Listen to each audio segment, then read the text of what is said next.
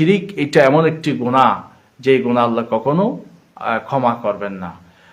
যারা শিরিককারী তাদের সকল আমল ধ্বংস হয়ে যাবে। শিরিক গুনাহ ব্যতীত আল্লাহ তাআলা অন্যান্য সকল গুনাহ ক্ষমা করতে পারে। আর একটা হলো অন্যায়ভাবে আরেকজনকে হত্যা করা।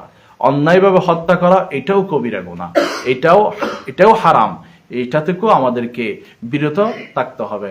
আরেকটা হলো মিথ্যা কথা বলা। মিথ্যা কথা বলা এটাও হারাম, এটা থেকেও আমাদেরকে বাঁচতে হবে। কারণ হাদিসের মধ্যে নবী করিম সাল্লাল্লাহু আলাইহি ওয়াসাল্লাম ইরশাদ করেছেন, ইয়্যাকা ওয়াল কিযবা, হে আমার উম্মতগণ, তোমরা মিথ্যা কথা থেকে বাঁচো, মিথ্যা কথা থেকে বাঁচো।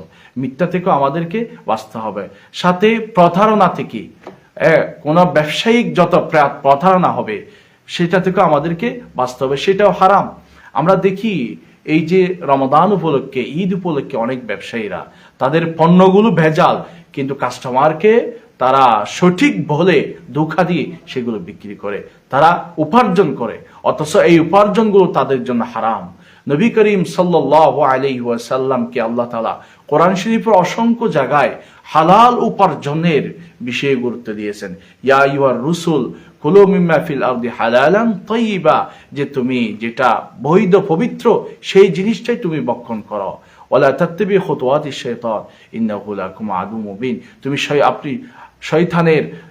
তোমরা শয়তানের পদাঙ্ক অনুসরণ করিও না, কারণ শয়তান হচ্ছে তোমাদের জন্য সুস্পষ্ট শত্রু।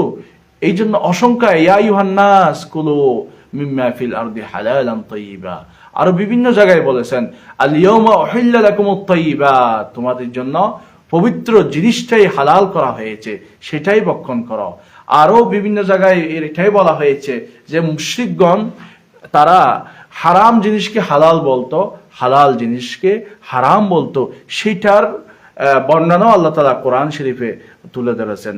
ওয়ালা তাকুলু লিমা তাসিফু আলসিনাতুকুম হাযা হালালুন ওয়া হাযা হারামুন লিতাফতারু আলাল্লাহিল কাযিবা, আল্লাহকে মিথ্যা প্রতিপন্ন সাব্যস্ত করার জন্য তারা অনেক হারাম বস্তুকে হালাল বলতো, হালালকে হারাম বলতো। এই জন্য যারা হারামকে হালাল বলবে, এই রকম বিশ্বাস স্থাপন করবে আর হালালকে হারাম মনে করবে, তাদের ঈমান থাকবে না। আর যারা এই হালাল বিষয় নিয়ে ঠাট্টা করবে তাদেরও কিন্তু ঈমান নষ্ট হয়ে যাবে, তারাও ঈমান থেকে বের হয়ে যাবে। আর এভাবে কেউ যদি হারামকে যদি হালাল মনে করে, একটা হলো আকীদাতান, বিশ্বাসগতভাবে হারামকে হালাল মনে করলে তার ঈমান নষ্ট হয়ে যাবে। আর একটা হলো না আমলান, যে আমলের ক্ষেত্রে বাস্তব জীবনে সে মাঝে মধ্যে হারাম ভক্ষণ করে, পরবর্তী আবার তওবা করে, সেটা আল্লাহ মাফ করে দিবেন। কিন্তু বিশ্বাসগতভাবে সে যদি হারামকে যদি কি হালাল মনে করে, তাহলে তার ঈমান থাকবে না। এভাবে হারামের বিষয়ে আমাদেরকে সতর্কতা অবলম্বন করতে হবে। নবী করিম সাল্লাল্লাহু আলাইহি ওয়াসাল্লাম এই হারামের বিষয়ে কিভাবে সতর্কতা অবলম্বন করেছেন, যে আল হালালু বায়্যিনুন ওয়াল হারামু বায়্যিনুন, যে হালাল কি জিনিস সেটা তো আমাদের জীবনে, সামগ্রিক জীবনে স্পষ্ট, আর হারাম অবৈধ জিনিস কি সেটাও তো অস্পষ্ট। ওয়া বাইনাহুমা উমুরুন মুস্তাবিহাত, হালাল এবং হারামের মাঝে আরো কতগুলো বিষয় আছে যে বিষয়গুলো হচ্ছে অস্পষ্ট। এমনকি নবী করিম সাল্লাল্লাহু আলাইহি ওয়াসাল্লাম বলেছেন যে হে আমার সাহাবায়ে কেরাম, হে উম্মতগণ, তোমরা এরকম অস্পষ্ট জিনিস থেকে তোমরা বিরত থাকো। কারণ ওয়া মাইয়াত্তাকিশ শুবহাত ইস্তাবরা লিদীনিহি ওয়া ইরদিহি, যে ব্যক্তি এরকম অস্পষ্ট জিনিস থেকে বেঁচে থাকবে সেটা তার জন্য, তার দ্বীনের জন্য অনেক কল্যাণকর হবে, সেটা তার সম্মানের জন্য অনেক উত্তম হবে। কারণ সে দ্বীনের ক্ষেত্রে পরিপূর্ণ ঈমানদার হতে পারবে, আর পৃথিবীতে এই দুনিয়াতে মানুষের রুশানালে পড়বে না। এমনকি নবী সাল্লাল্লাহু আলাইহি ওয়াসাল্লাম এরকম বলেছেন, মান ওয়াকা ফিল মুস্তাবিহাত, যে ব্যক্তি এরকম অস্পষ্ট জিনিসে কি করবে, পড়ে যাবে, লিপ্ত হবে, ওয়াকা ফিল হারাম, তাহলে সে হারামে নিমজ্জিত হলো। এই জন্য যেই জিনিসের বিষয়ে হালাল হারাম এই বিষয়টি স্পষ্ট হবে না, সেই জিনিস থেকেও আমাদেরকে বিরত থাকতে হবে।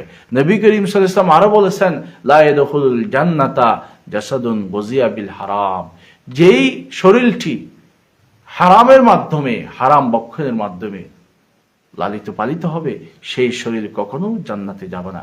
এভাবেও আসছে, ইমাম আহমদ রহমতুল্লাহ বর্ণনা করেছেন, লা ইয়াদখুলুল জান্নাতা লাহমুন নাবাতা মিন সুহতিন, যেই গোশত হারাম ভক্ষণের মাধ্যমে লালিত পালিত হলো সেটাও জান্নাতে প্রবেশ করবে না। এমনকি আন্নারু আউলা বিহি, ওই গোষ্ঠীর জন্য জাহান্নামের আগুনই হচ্ছে অধিক উত্তম। এভাবে নবী করিম সাল্লাল্লাহু আলাইহি ওয়াসাল্লাম সতর্কতা অবলম্বন করেছেন। দুনিয়াতে সবচেয়ে বেশি হালাল কোন জিনিস, সেটা যদি আমরা বলি যে 3 ধরনের স্তর রয়েছে। যে নবী করিম আম্বিয়া ইকরাম তারা তো ব্যবসা করতেন, ব্যবসা হলো সর্বোত্তম। এরপর হচ্ছে নিজে কামাই করা, এরপর হচ্ছে ব্যবসা করা, এরপর হলো চাকরি করা। সেদিকেও আমাদেরকে সতর্কতা অবলম্বন করতে হবে। আয়েশা সিদ্দিকা রাদিয়াল্লাহু তাআলা আনহা থেকে একটি হাদিস আছে যে সর্বোত্তম উপার্জন হলো সেই উপার্জন যেটা মিন কাসাবিকুম, যেটা তোমাদের উপার্জনের মাধ্যমে হবে, সেটাই হচ্ছে কি অধিক উপার্জন। কারণ আমাদের যে ইন্না আওলাদাকুম মিন কাসাবিকুম, যে তোমাদের উপার্জনের মাধ্যমে তোমাদের সন্তানগণ বড় হবে। তো হালাল উপার্জনের মাধ্যমে সন্তান যদি বড় হয় তাহলে আমার সন্তান নেককার হবে, আর অবৈধ পন্থায় উপার্জনের মাধ্যমে যদি আমার সন্তান যদি লালিত পালিত হয়, বড় হয়, তাহলে আমার সন্তান আর সেই রকম হবে। কিরকম হবে? আল্লামা সৌরি রহমতুল্লাহ, সুফিয়ান সৌরি রহমতুল্লাহ বলেছেন যে কেউ হারাম উপার্জন থেকে ভালো কাজে সহযোগিতা করা মানে হলো কিরকম, যে কেউ অপবিত্র কাপড়কে পেশাবের পানি দিয়ে পরিষ্কার করার মতো। কারণ অপবিত্র কাপড় পবিত্র পানি ব্যতীত অন্য কোনো পানি দিয়ে তো কখনো কি হবে না, সেই অপবিত্র কাপড় পবিত্র হবে না। ঠিক তেমনি ভাবে কেউ যদি হারাম থেকে উপার্জন করে, আল্লাহর রাস্তায় যদি সহযোগিতা করে, ভালো কাজে সহযোগিতা করে, তাহলে সেই সহযোগিতা কখনো আল্লাহর দরবারে কবুল হবে না। এই জন্য আমাদেরকে হারাম থেকে বাঁচতে হবে। হারামের স্থলজের মধ্যে যত প্রাণী আছে, নোংরা প্রাণী, যত ধরনের হিংস্র প্রাণী, সবগুলো থেকে আমাদেরকে বাঁচতে হবে। আর সমুদ্রের মধ্যে মাছ ব্যতীত যতগুলো আছে সবগুলো আমাদের জন্য হারাম। এগুলো থেকে যদি আমরা বাঁচতে পারি তাহলে আমাদের সার্বিক জীবন কল্যাণকর হবে। কারণ আমাদের দোয়া কখন কবুল হবে? যদি আমরা যদি হারাম থেকে যদি বাঁচতে পারি। হারাম থেকে যদি বাঁচতে না পারি আমাদের দোয়া তো কবুল হবে না।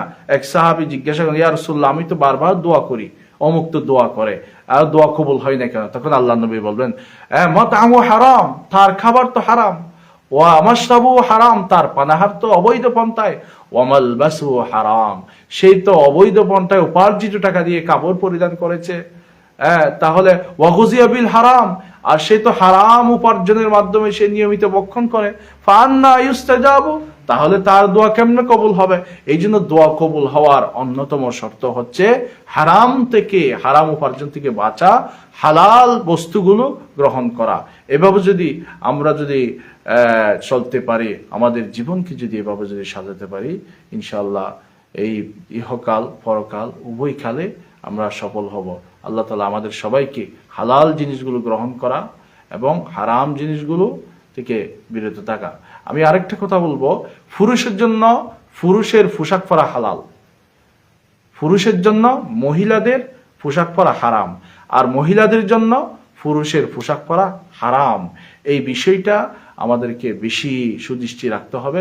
কারণ ইদানিং এই আধুনিক যুগে এই মডারেশনের নামে অনেক পুরুষ নারীদের পোশাক পরিধান করে, আবার অনেক নারী পুরুষের মতো চলাফেরা করে।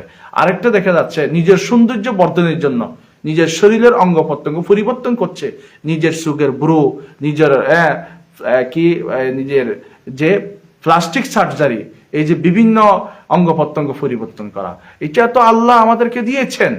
আল্লাহ তো এটা আমাদের জন্য সৃষ্টি করেছেন, আল্লাহর দেওয়া এটাই তো অধিক উত্তম। ওয়াসিবাগাত আল্লাহ ওয়া মা আহসানু মিনাল্লাহি সিবাগা, আল্লাহর দেওয়া এটাই তো সর্বোত্তম হবে, এটা তো সর্বোৎকৃষ্ট হবে, এটাই তো আমার জন্য কল্যাণকর হবে। এই জন্য কোন শরীরে